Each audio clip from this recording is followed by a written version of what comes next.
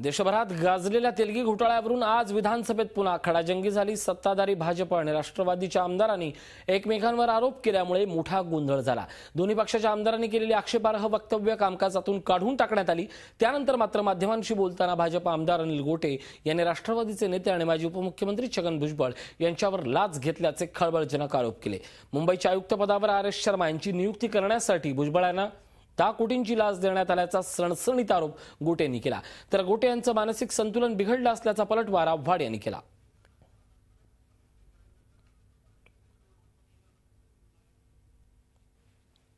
सीबीआयच्या अधिकाऱ्याचा प्रश्न असा आहे की भुजबळांना कुणाच्या मध्यस्थीने आणि कुणी पैसे दिले। त्याच्या उत्तरामध्ये ते सांगितलंय की असे पैसे पेट्रोल टँकरचा मालक असलेला गिरीश छड्डा यांनी दिले आणि 100% खरं आहे। 6 कोटी रुपये हे रिलायन्स अंबानीने दिले आणि 4 कोटी रुपये हे तेलगीने दिले। माध्यम से अगर बात करता है तो उसकी सत्यता कितनी हो सकती है? जिसकी जांच सीबीआई, जिसकी जांच बंबई पुलिस, जिसकी जांच पूरी दुनिया की हर एजेंसी कर चुकी है, जिस उस आदमी के वक्तव्य की गंभीरता किस स्तर पे गिननी चाहिए?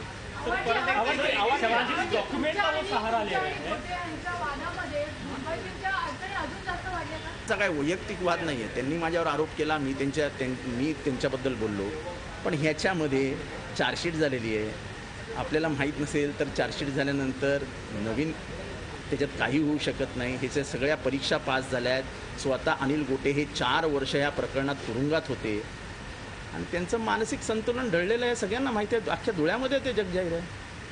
असा माणूस आरोप करतो त्याचा असं आहे की आपल्याला माहितीसाठी सांगतो, पटलावरनं सगळे आरोप काढण्यात आलेले आहेत आणि हे अध्यक्षांनी सभागृहात येऊन जाहीर केलेलं है।